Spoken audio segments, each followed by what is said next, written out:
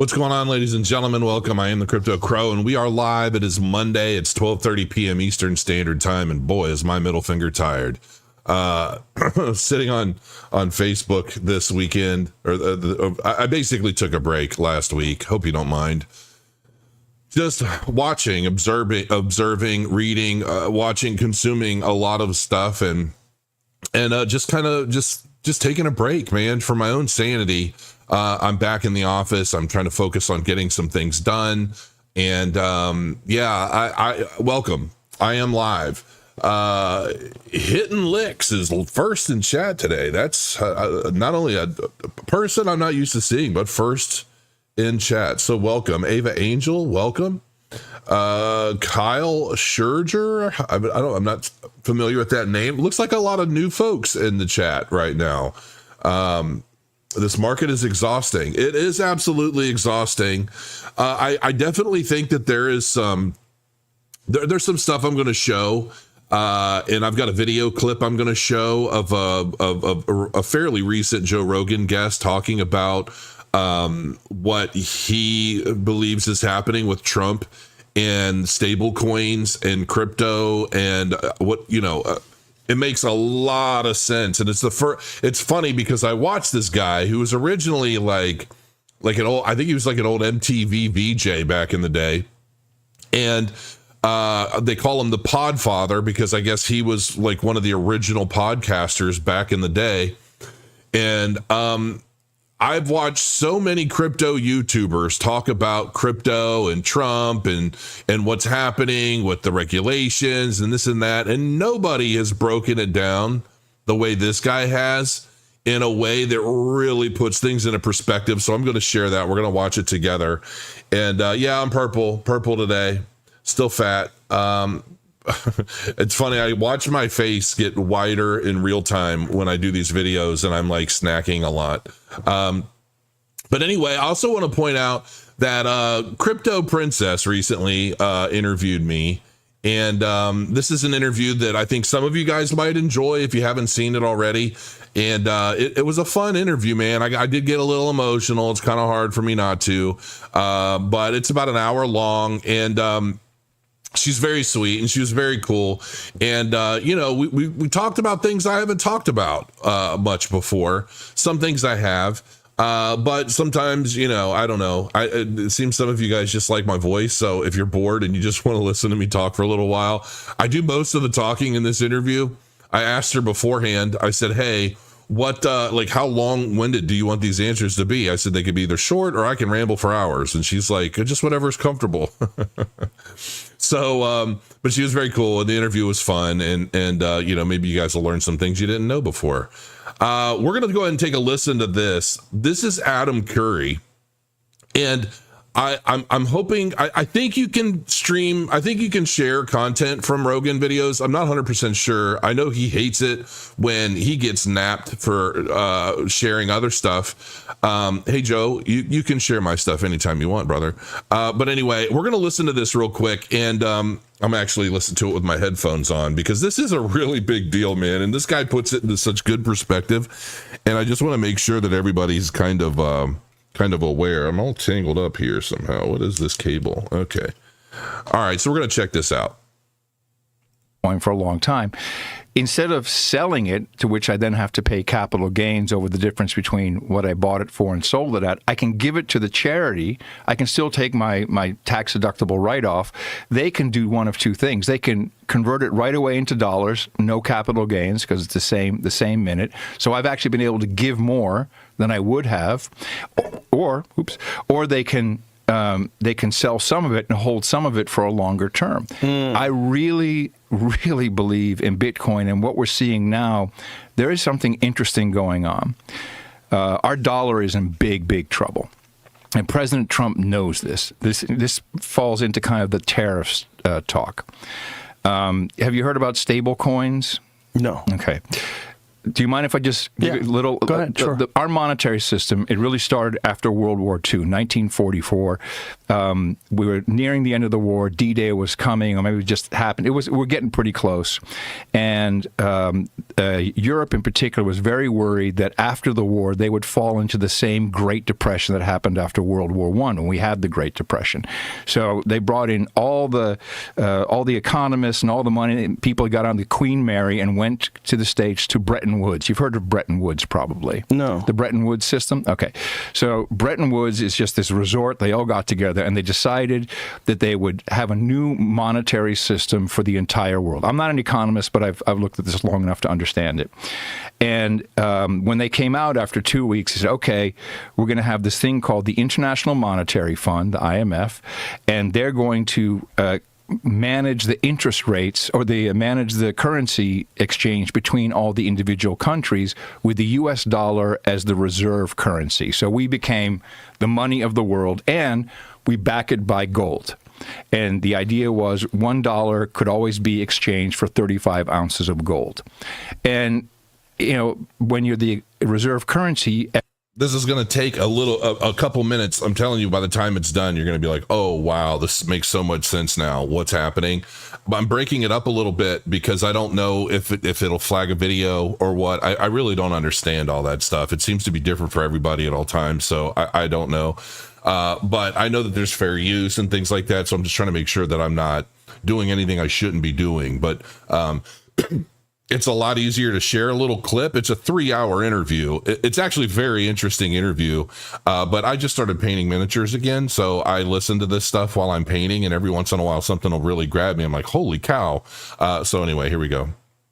Everyone has to have the dollar. So everybody wanted our dollar. What did we do? We signed the Marshall Plan. We sent tens, just billions of dollars over. All our companies went into Europe, started building factories. And so the dollar kept going in. All these other currencies kind of came a little bit weaker because we were so strong with our money. And then people got a little worried about the dollar. They looked around and went like, hey, do you guys have the gold to back that up in Fort Knox? Of course we didn't, because we just kept printing money and sending it over. And then you get into this thing called the Triffin dilemma. And that means that when you are the reserve currency, your currency is basically overvalued and you can't export anything. And that's exactly, and I'm skipping over a lot, but that's where we are today. Our products are too expensive to ship to China and sell in China because of the value of our dollar. This is why President Trump is saying, hey, all our money is flowing out towards you. We need to get some of that back, so we're going to raise tariffs. I think it's a short-term solution. So I think two things will happen. One is we have this sovereign wealth fund, which you've heard him talk about, the sovereign wealth fund.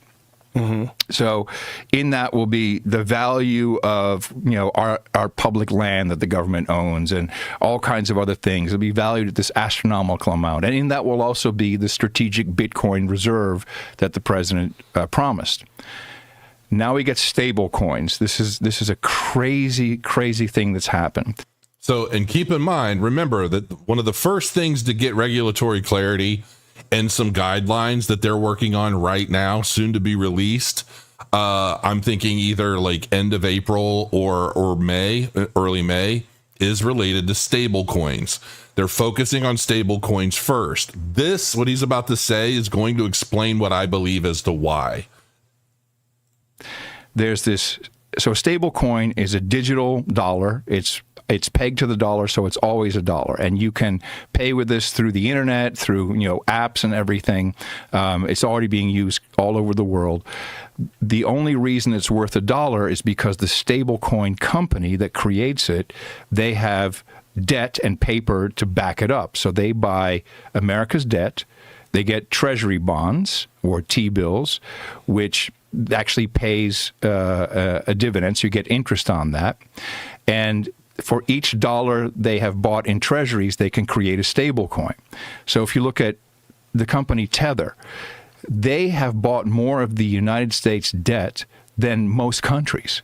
They have $160 billion worth of U.S. debt, and for each of those dollars, they've created a stable coin, which now people can use all over the world transacting. Wow. And what's their business? There's like 50 people in the company. So they have $160 billion at 4% interest annually. they're making bank just for holding this debt. So I think President Trump is very smart, and he's seen that we can flood the world with our stable coin, and you kind of get a 2-for-1. So you create a dollar of debt, but then you create another dollar on top that can be used all over the world as the reserve currency, and that should probably result in, I don't know, the Mar-a-Lago Accord or some new monetary system that we're going to have to come up with to really have our dollar be valued properly, but also still remain the reserve currency and remain the strong export country that we need to be. There you go. There's more to it, but you guys got to go check it out and watch that video in full if you're interested. It's insane, especially given that what's happening in the EU right now. And it's funny because I used to tell people on Facebook, and I used to say, as long as we, as a nation, as long as the United States is under left-wing control, we're going to start following in the footsteps of China. And everybody flame me. Everybody's like, you're crazy. You're a conspiracy nut, blah, blah, blah. Any of my left-wing friends, oh, you're stupid. You don't understand. And of course they have their way of trying to tell you that you're wrong. And look what's happening in the EU right now. The amount, they are following in quote unquote lockstep with everything that China's doing. And of course it's under a very, very, very left-wing administration over there, whatever you want to call it, parliament. I don't know how that all works in detail, but they are basically launching CBDCs. What are CBDCs? Obviously, it's programmable money. There's so much that they're able to do with this on top of all of the social engineering that they've been doing. Throwing people in jail for saying stupid stuff, memes, just all of it, while they've been working very much in favor of, different groups of people that are basically taking things over. And, it's very, very interesting. And then when Trump came into the picture, you've seen him now likely, giving a couple of speeches over the course of the last 8 years at the World Economic Forum, basically saying, I'm going to do my own thing. I'm going to focus on America. I'm not a part of this globalist agenda. And the thing of it is that we're seeing different countries, of course, all under left-wing control. And if they're not under left-wing control, they're all working towards making sure that they get left-wing control. And this is what everybody meant by, this election could be the last, in the sense that if what happened didn't happen, we would be right in line with a lot of these other countries that are really enforcing a lot of this very stringent restrictions on so many different things. And it's going to be scary, and we're going to see a lot of these narratives unfold. But we're not obviously going to see any of our left-wing media talk about a lot of this stuff. We're going to have to find it in other ways, whether it's going to be TikTok or, maybe TikTok. I don't even know. I don't even have TikTok anymore. But on X, potentially on True Social. I don't even know, in terms of mainstream media, I doubt Fox is going to cover a lot of that stuff, because I feel like, to me, Fox is nothing more than a form of controlled opposition. If I'm honest, they cover a lot of stuff, but they don't cover every detail of a lot of stuff. It all flows within a very specific narrative that they like to project, the same way all liberal media does. But I'm very interested in how all of these things are happening right now to create this combination of us utilizing stable tokens to perpetuate our strength as an economic nation. Now, let's look at some Bitcoin stuff real quick. You guys are going to have to let me know in the comments below what you think about all of this, because I find it mind-blowing. So right now, obviously, we're in a little bit of an uptrend, but quite frankly, it doesn't mean anything to me right now. This just doesn't mean very much. I want to see us break above a new high and hold and start making a new high before I am like, okay, this is really going to go well. Because if I look at, so open interest is climbing, but if I look at Cardano's not moving that significantly. Typically, Cardano either moves entirely all on its own, or after a lot of other things have moved. It's very, very interesting. It's almost as if it's a top tier asset, but it's almost like everything has to, like Ethereum and some of the other assets in the space typically rise up a little bit after Bitcoin. And then once those have risen up and they've kind of peaked out, then you start to see that flow into Cardano, and Cardano makes a really dramatic rip. And when it goes up typically a lot higher and a lot faster than everything else does. I almost feel like a lot of the major whales and major players in Cardano look at it as, it's hard to explain, a much safer asset to clean up house, if you will. It's like if you're organizing, if you're cleaning, and you're organizing everything, and you put things that really matter to you in a separate pile, and then you organize it after the fact. And typically once you're at that point, you know exactly where it goes, what to do with it. And I kind of feel like Cardano, this may not be a great analogy, but that's how I look at Cardano. And we're sitting right under this 200 EMA on a daily candle, right? And so we need to break above that, close above it on the daily for one, but we need to do that above the 81, 82 cent range. And then we need to sit above that for that to become support.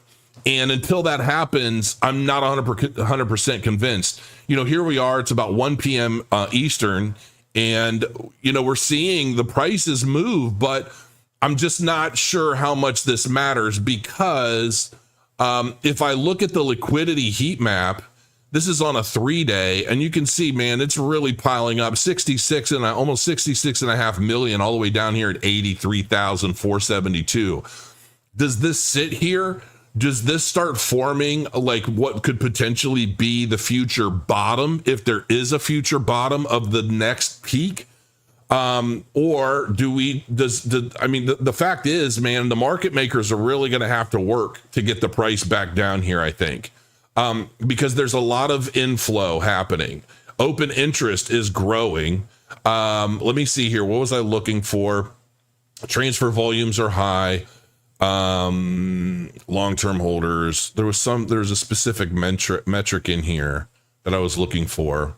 Not finding it. So this is open interest. Okay. And you can see here on this chart that open interest is actually climbing right now. It hit a real strong lull, and now here we are, it's climbing back up. It hit a low all the way down here, open interest of, let's see here, $25 billion worth of open interest down here. When Bitcoin was sitting at around 82,000, 83,000. So 25 billion at 83,000. Here we are growing. We're up to $30 billion. So $5 billion. About $5 billion worth of open interest has been opened up recently as Bitcoin's price rises, currently at around 88 grand. So we can see that things are starting to reverse a bit. But where does this go? Where does this lead us? Nobody really knows for sure. Where's the metric? This is the other metric that I'm looking at now. For whatever reason, this hasn't updated quite yet, and I'm waiting for this to update, but this is over the counter balance. And it's over 30 days, but this current metric right here is basically stuck at March 14th. So we've got 10 days of over the counter balance unaccounted for in this chart, and I'm not quite sure why. Wait, let me see here. Does this give it to me? Okay, so March 18th is the latest it'll give me. As of March 18th, we're still looking at about 138,000 Bitcoin sitting on over-the-counter exchange books, waiting to be picked up. And when I look at what's happening here, these are the spot Bitcoin ETFs. I mean, they're green, man. They're doing well, and the flow. Look at this. This is almost $98 billion worth of spot Bitcoin under management under these ETFs. Almost $98 billion just in these. And a lot of people are like, we see these numbers, Total market cap of $101.1 billion. Total volume right now is about $1.24 billion. I mean, folks, this is a no-brainer, an absolute no-brainer. And if you look at what's happening with the price of a lot of these assets, let's go ahead and shrink this down a little bit. I'll get a little bit more of the data in here. If we look at these assets and how they're moving, you can see Solana's back up to $142, up 12%. Bitcoin's up, and this is over the past week. So, Solana's not down and out, even though it's been exposed a gazillion different ways. People don't care. The institutions are going to continue driving that until they just can't anymore. Chainlink is up almost 10%, which I think Chainlink is severely undervalued right now, quite frankly. You've got Avalanche up almost 16%. These assets are just, they're climbing, man. They're doing well. So, and this is, I'm not sure what sheet this is, but Cardano's just in here. It's up 1% over the week, up almost 3% over the last day. But what's going to happen is if this run is legit, I think we're going to see Cardano break above that 82-cent mark and probably start closing in on $1 sooner than later. But it's the jury's still out. I don't know if this is a big fake out. Typically Mondays are the days when, they fake everyone out in the markets, and when we get a fake push to the upside, everybody starts setting their, oh shit, here we go, we're getting a reversal, we're going to the moon, and they start putting in their longs, expecting things to go really, really well. And then typically we might go sideways tomorrow. If we go sideways tomorrow, my guess is that we're going to dump by Wednesday. That's my guess. But we'll just have to wait and see. We'll seriously just have to wait. But that's what I'm thinking could be happening, because typically Mondays is a big fake out. Everybody gets all excited, and it draws in all of the open interest, all of the people ready to play the market, and basically get liquidated on Wednesday when the market makers push the price back down. Now, what happens after that as like an initial leg down? We'll see. We'll see. Maybe we start getting a significant climb to the upside. There's a lot of focus around April 2nd right now, because this is either going to be the day where a lot of these tariffs start kicking in.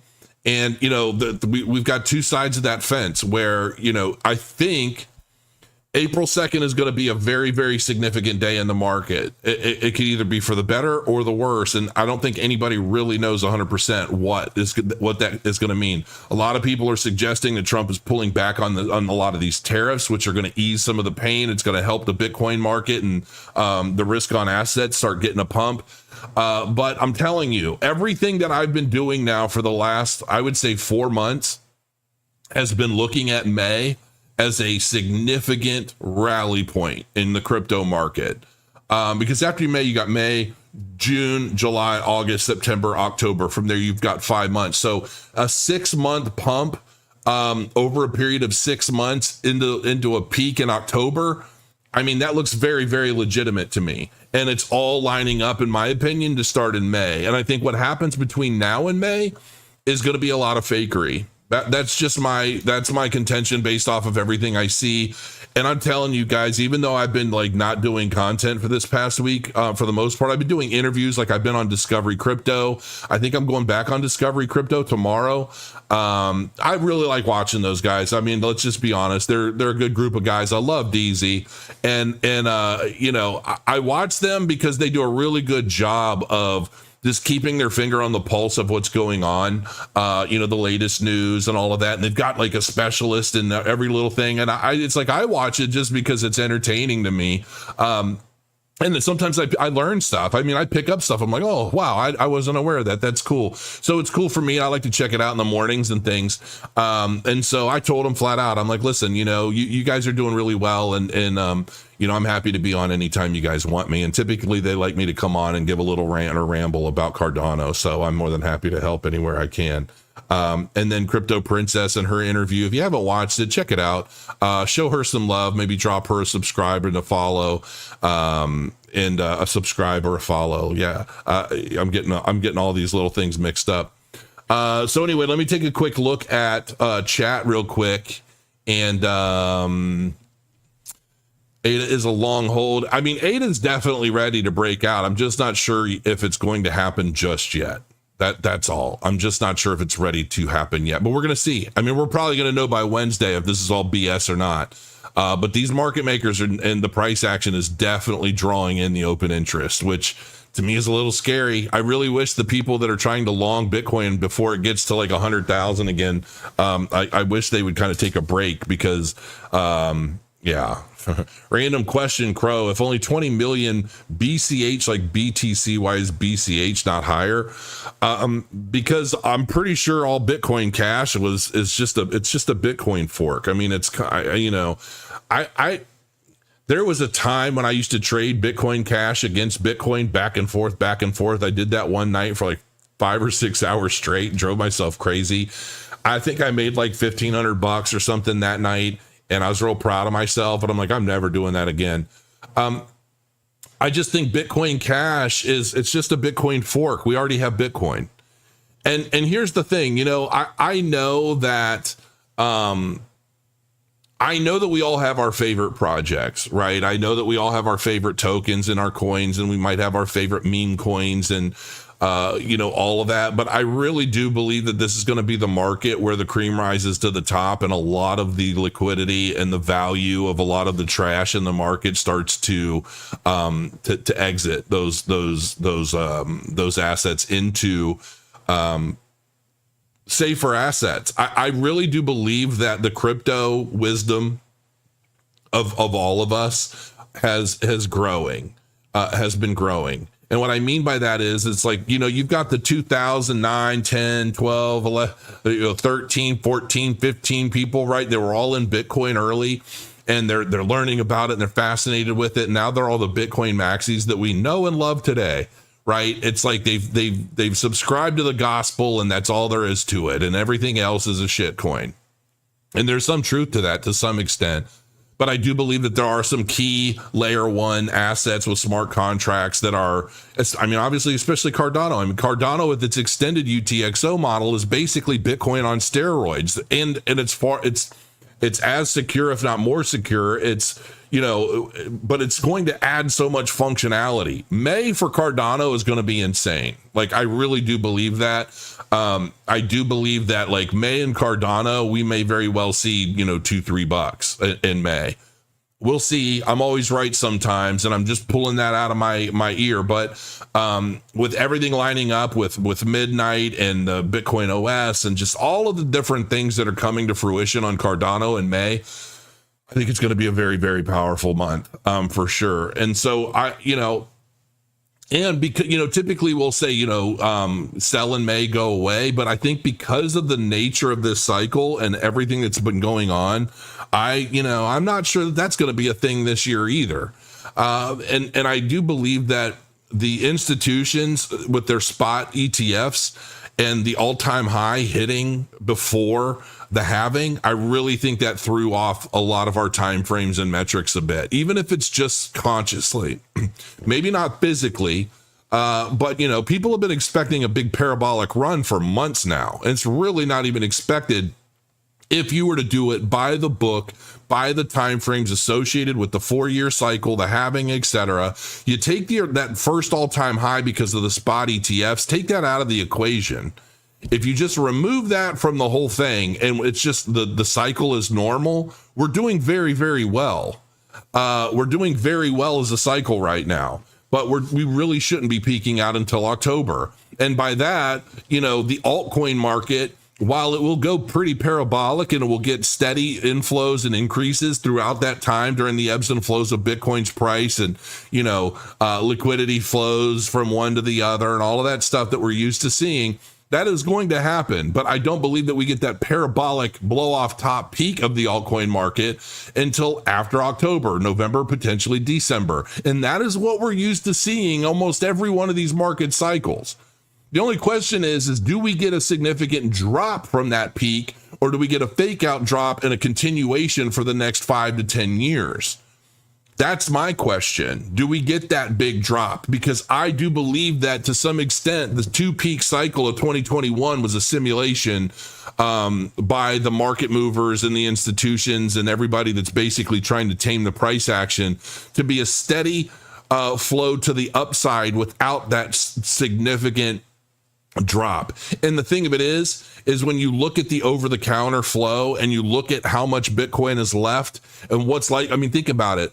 With everything happening, as news is released about everything that the U.S. is doing with crypto, stable coins, Bitcoin as a reserve, are we going to start dumping gold to start buying Bitcoin? How is that going to inspire other countries to do the same thing, to be competitive with us and what we're doing as an economy, right? And so when I think about that, if they're all going to start buying over the counter and we're going to start getting multiple countries doing the same thing, I think we're ultimately going to end up with a kind of a right versus left scenario on an economic scale.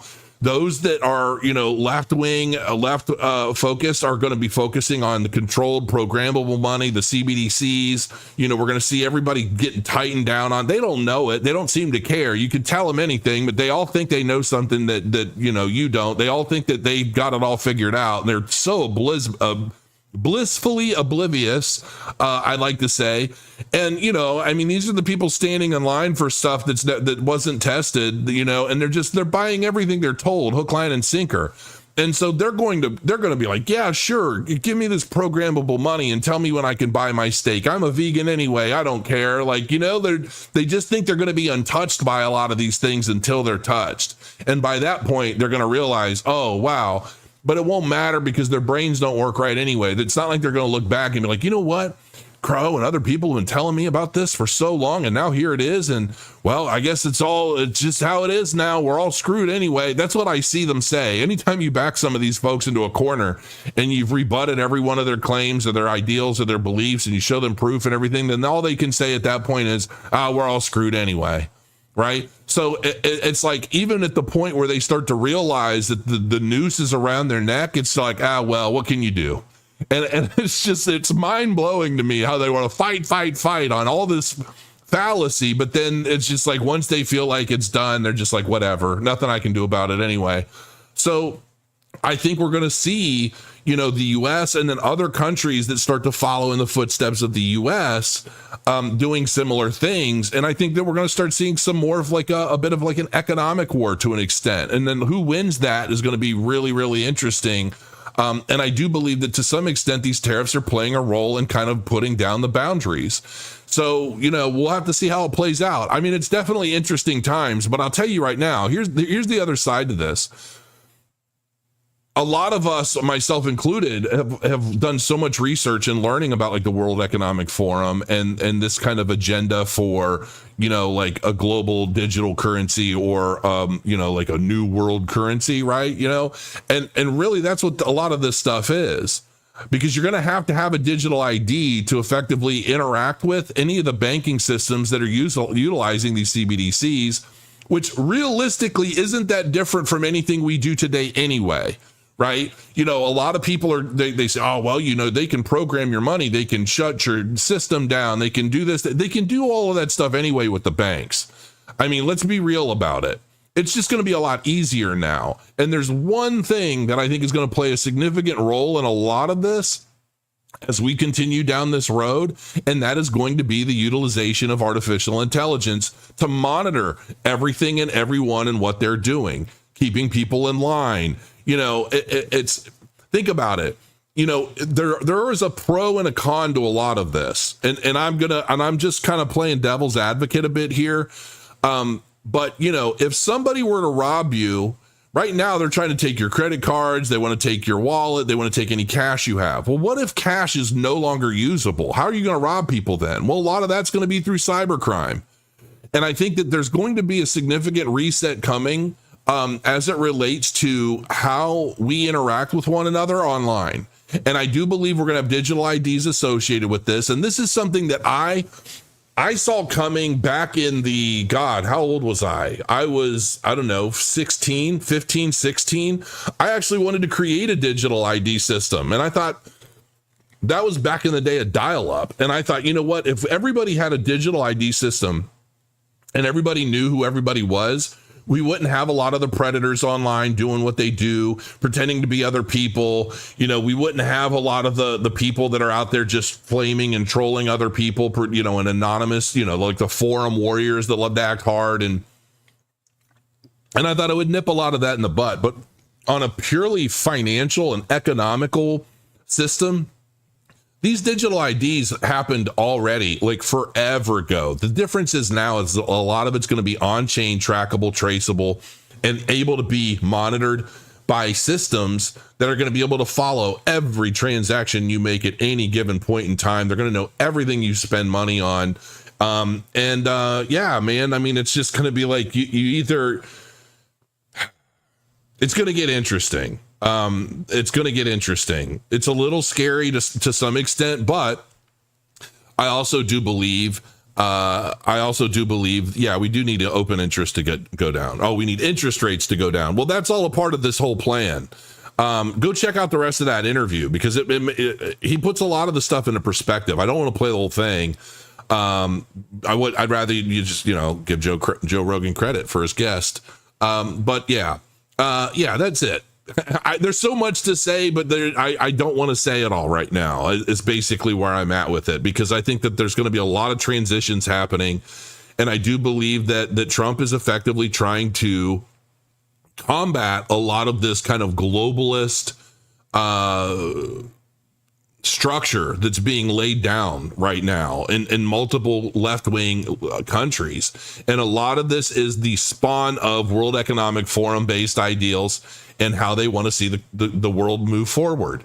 And if it's funny how a lot of us joke about the left being a hive mind, because it's almost like every ideal or every effort or everything that happens always seems to come from the top, and then it gets distributed through all their channels to their hive mind, and then they all act on it, right? I mean, look at what's happening with Tesla and people running around like vandalizing Teslas and dealerships and all of that. It's like they don't have a real thought. They think they do. They're programmed to believe they do, but they don't really have a real thought. They just move the goalpost and they do what they want from one day to the next as it's prescribed by the top Borg. I mean, it sounds terrible, but it's true. And we're seeing it over and over and over and over again. We have for the last decade, if not longer. But I really do believe that, more and more people are realizing a lot of things. Let's just say that. And I feel like so much has happened already that's opened the eyes to a lot of people that actually still have a sensibility to them. And, I really do believe that, number one, I think at some point, I do believe that it's a part of Trump's agenda right now to try and cut taxes in a big way. I do believe that they're trying to balance the budget so they can effectively cut taxes. And I've seen stuff from some of the guys that he's working with basically say in other interviews that Trump's goal is to be able to basically have no income tax for anybody making under $150,000 a year. And when you account for the value of the dollar against inflation and the actual value of money today, what does that actually mean? That's almost that's kind of like, 20 years ago saying I want to cut taxes for anybody making under 50 grand, right? So it's not even that big of a deal. I mean, it is, but it's not. You get what I'm saying? And then from there, what does that mean? And how is that structured? If he does get rid of taxes for anyone making under 150 grand, what does that mean for people that are unemployed or self-employed? And how is that going to be utilized? You know what I'm saying? How is all of that going to play out? And then on top of that, are they going to do anything about the capital gains tax? Because that really does need to be gotten rid of, plain and simple. Capital gains tax to me is a complete farce. To me, it really is robbery on a whole bunch of different levels. Are we going to get rid of that? And I think that that's ultimately what they're trying to figure out, how to strengthen the dollar as a world reserve currency. How do we basically transition out of gold that has a lot more supply in the world than Bitcoin does? Transition out of gold into Bitcoin, pump the Bitcoin reserves up as they continue to grow. Add to that all of the intricate and very valuable and useful blockchains that are going to be utilized for this, that, or another use case as it relates to the government and the global economy, identification, all of that stuff. I mean, we're witnessing right now a transition out of the old guard into the new, and we're literally watching it happen before our eyes. And so many people are still out there with their FUD hats on, talking trash, saying, oh, well, nothing's happening and this isn't going to happen and we're in a bear market. They're people that can't think, plain and simple. They can't think. They just don't understand everything that's happening right now. And, you know, it is what it is, man. I'm trying to get myself to a point where I just don't even bother anymore, like trying to help any of these folks, because you can't help them. They don't want help. They want to believe what they want, because if they were to find anything that truly converts them or opens their eyes, they would have to contend with the fact that they've been wrong about so much for so long, openly, publicly, angrily, frustratingly. And, you know, it is what it is, man. You know, we'll see who's right in the end. I mean, I feel like we see pretty much who's right damn near every week as it is, but you just can't tell them anything.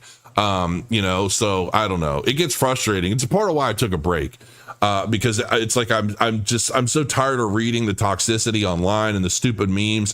I'm tired of seeing Elon Musk be demonized by a group of people because he's exposing all of their secrets and all the crap that they've been doing to basically steal from so many people. So of course, like I've always said, I've been saying for years, anytime the left is pointing the finger, just consider it an admission of guilt, because it's how it always ends up. And, you know, but whatever. I mean, it really does blow my mind sometimes how thick-headed some people are. And Mark Twain said it best. It's a lot easier to fool somebody than convince them that they've been fooled. So it is what it is. There's obviously a reason for that. That's it. 41 minutes in. I just wanted to come on a Monday and shed a little bit of light on what's going on in the world, and I'm just waiting to see confirmations of it. Are we going to get are we going to get Cardano back above 82 cents and hold? Are we going to see $1 soon? I'd like to think so. I'm hoping so. Believe me, I'm waiting for it. I want to open a game store. There's a lot of stuff I want to do. I feel like my hands are kind of tied. But I definitely want to see Bitcoin over 100,000, and you know, maybe close over 100,000 on a weekly. Maybe I'd like to see Cardano back above 82 cents, close on a weekly. I mean, you know, let's be real. So, yeah, that's that for that. I don't know if today's held any value for you at all today. I just wanted to go live and say hello.